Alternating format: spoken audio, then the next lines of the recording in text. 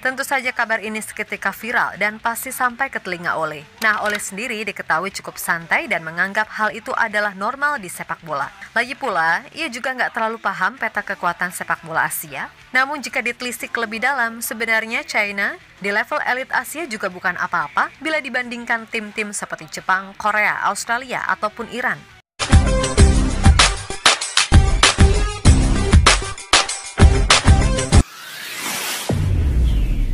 Assalamualaikum dan salam persaudaraan, salam sepak bola. Selamat bertemu kembali guys di channel Askalani Studio. Oke, sekarang ini saya ingin mereaksi terkait dengan persiapan timnas Indonesia, yaitu mereka siapa sih? Ole tantang balik China, Pastur cuma ketawa, fokus yang penting-penting aja.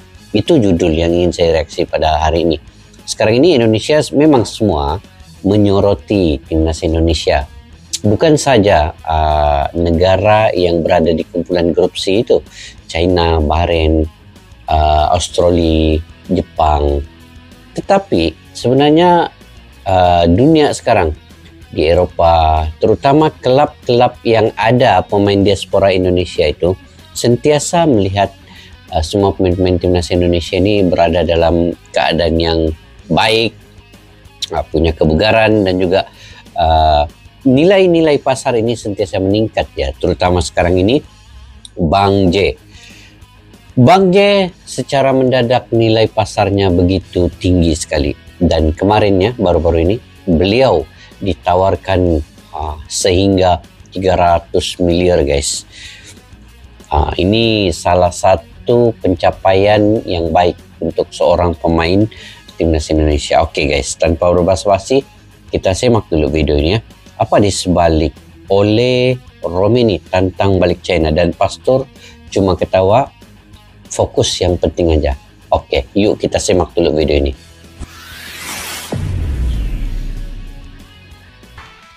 Memasuki awal Februari dan bulan depan udah Maret, masing-masing tim di round 3 tentu diketahui udah tipis-tipis melakukan persiapan. Bahkan China sendiri udah melakukan TC sejak Januari, di mana mereka beneran ingin menyapu bersih sisa laga yang ada. Dan salah satu caranya sudah pasti naturalisasi. Yap, diketahui saat ini China tengah menyelesaikan proses naturalisasi dari keempat pemain, yakni Serginho, Ryan Raposo, Oscar Maritu, dan Christopher Cheng. Nah, jika keempat pemain itu sukses dinaturalisasi, media China Sohu menyebut kalau peluang timnas mereka untuk lolos jadi lebih terbuka lebar. Bahkan secara khusus mereka juga meremehkan Indonesia, termasuk pemain anyar yang akan dinaturalisasi 8 Februari nanti oleh Rumeni. Tentu saja kabar tersebut hanya dianggap santai oleh Ole. Pun begitu dengan Alex Pastor yang diketahui cuma tersenyum mendengar berita ini. Timnas China diketahui akan melakukan apapun untuk bisa kembali lolos ke Piala Dunia setelah terakhir kali terjadi 2002 silam. Dan pihak CFA disebut telah menyiasati segala taktik, baik teknis maupun non-teknis untuk mencapai tujuan tersebut. Tentu saja mereka tahu kalau grup C ini adalah grup paling sulit. Itulah kenapa mereka akan melakukan segala cara agar bisa meraih hasil maksimal. Nah, salah satu upaya yang mereka lakukan adalah dengan menggelar TC jangka panjang, di mana sejak Januari kemarin para pemain udah dikumpulkan untuk latihan bersama. Selain TC, cara lain yang mereka lakukan adalah melakukan penambahan pemain naturalisasi. Ya, kalau ini mirip dengan Indonesia sih.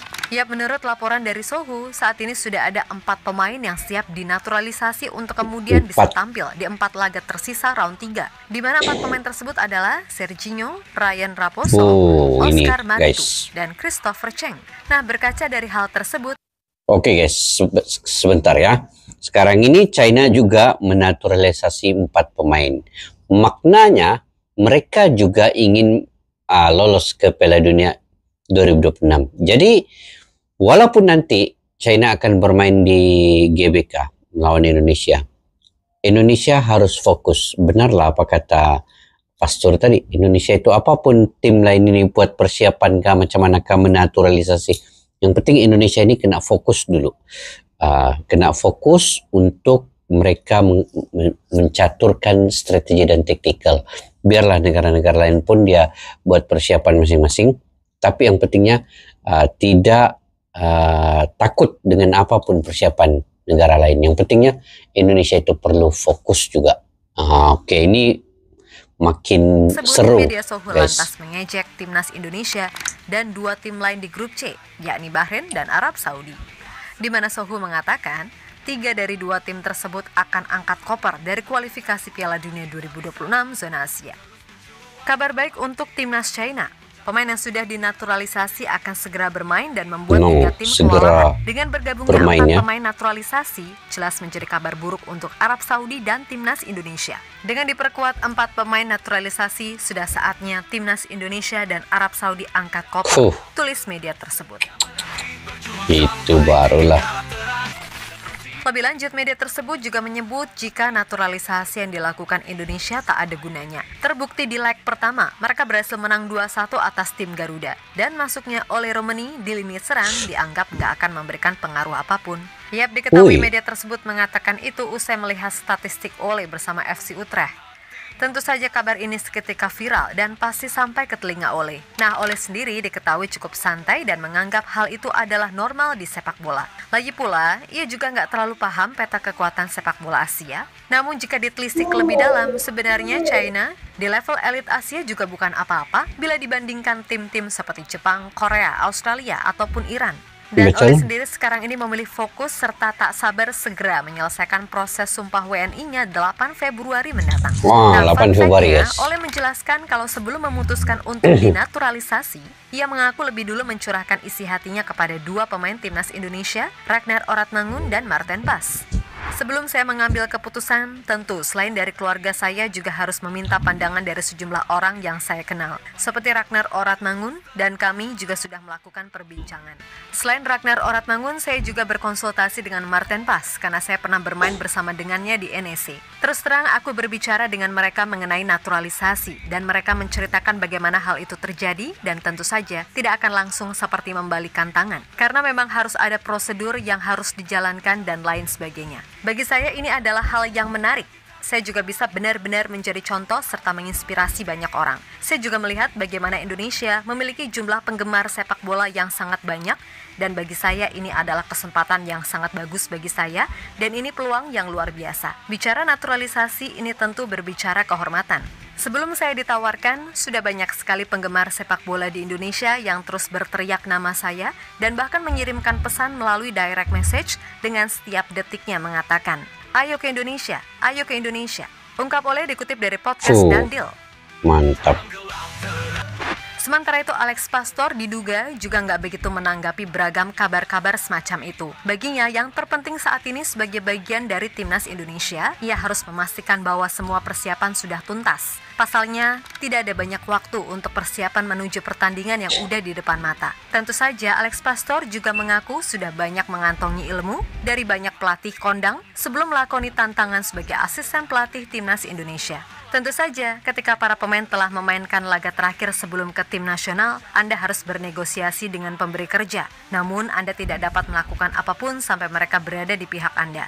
Apalagi tidak ada kesempatan untuk uji coba. Seharusnya tidak ada kebingungan. Jadi kita tidak membuang waktu untuk berpikir. Saya pikir ini yang terjadi.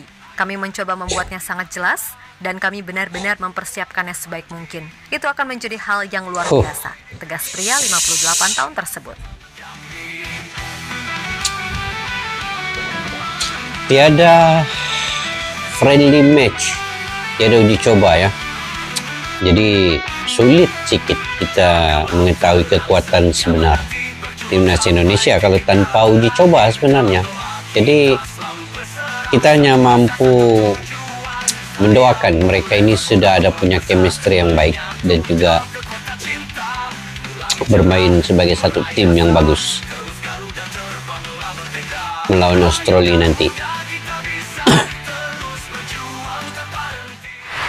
Yap, terlepas dari apapun, benar apa yang dikatakan Prof. Alex, kalau mendingan fokus ke hal yang penting-penting aja. Terserah lawan mau gimana, karena pada akhirnya semua ditentukan di atas lapangan. Maka dari itu harapannya sebelum hari H pertandingan di bulan Maret, semuanya mulai dari kelengkapan jajaran pelatih, lalu dirtek sampai ke penambahan pemain, semuanya bisa menemui titik terang. Dan Mimin percaya Pak Erik berserta tim yang bertugas pasti akan melakukan yang terbaik. Jangan bilang nggak mungkin, karena udah berulang kali kita diperlihatkan kejutan di akhir waktu. So, tetap semangat dan sukses selalu. Oke, kita Garuda. Oke guys, tetap saya optimis dengan kekuatan yang ada dalam timnas Indonesia. Dengan kerja kinerja Bapak Erick Thohir sampai ke Belanda, ketemu dengan semua pemain, ketemu dengan kepelatihan. Saya memang optimis. Indonesia juga punya perancangan yang baik. Indonesia juga punya satu struktur ataupun taktikal yang akan mereka rencanakan sesuai dengan keadaan situasi di 4 laga terakhir ini. Karena mereka mengetahui target utama adalah untuk lolos ke Piala Dunia. Memang tim-tim lain juga punya persiapan yang rapi. China menaturalisasi 4 pemainnya, juga merendah-rendahkan Indonesia. China mengatakan di media sosial mereka bahwa mereka juga sudah punya 4 pemain naturalisasi, itu bisa untuk membawa mereka lolos juga ke Piala Dunia. Tetapi tidak mengapa, apa yang penting dikatakan oleh Pastor, salah seorang asisten pelatih ini adalah mending fokus untuk kekuatan timnas Indonesia ini. Fokus untuk strategi dan taktikal dan bagaimana membentuk chemistry. Itu yang lebih penting. Biarlah negara-negara lain juga punya persiapan, itu abaikan. Yang pentingnya persiapan timnas Indonesia sudah ke tahap yang paling maksimal. Hanya menunggu sumpah WNI daripada oleh Rom ini pada tanggal 8 dan menunggu lagi kejutan-kejutan yang akan dilakukan oleh Bapak Erick Thohir. Siapa lagi pemain yang berkelas dunia, yang berpotensi dan juga punya kualitas yang baik untuk bergabung dengan timnas Indonesia. Jadi kalau ini semua sudah dipersiapkan, walaupun tanpa uji coba, kalau saya lebih suka ada uji coba guys, sama ada satu perlawanan sebelum melawan Australia nanti. Perlu ada friendly match untuk melihat bagaimana kondisi setiap main. Dengan adanya friendly match ini, bukannya bukan bermakna pemain itu harus bermain sepenuh tenaga sehingga mengorbankan kecederaan mereka mungkin, tetapi sekadar untuk kita melihat bagaimana chemistry yang baik di lapangan itu nanti. Mungkin uji coba dengan tim yang ada di Indonesia itu pun mungkin sudah cukup baik untuk melihat keadaan keseluruhan timnas Indonesia ketika ada Oli Romini dan juga mungkin ada beberapa 2-3 pemain baru lagi untuk diserasikan ataupun chemistry itu terbentuk di situ. Tetapi walaupun tanpa uji coba, mungkin kepelatihan ini tahu kekuatan setiap pemain itu gimana dan mereka pasti akan menurunkan mengikut position setiap pemain itu. Jadi mereka lebih mengetahui guys. Jadi kita hanya perlu mendoakan dan mendukung sepenuh hati, bersemangat, tetap semangat, tetap optimis. Indonesia bisa untuk mengalahkan China, Bahrain, dan kemungkinan membuat kejutan ke atas Australia juga. Oke guys, sampai di situ saja video pada kali ini. Mungkin kalian punya pandangan pendapat sendiri, kalian berkomentar di ruang kolom juga. Sampai kita jumpa lagi. Assalamualaikum warahmatullahi wabarakatuh. Bye-bye. Askalani Studio untuk kita channel yang bereaksi tentang apapun yang ada di Indonesia, channel YouTube dari Malaysia di Askalani Studio. Jika mau tahu tentang Indonesia, ayo like and subscribe channel kami Askalani Studio. Askalani Studio.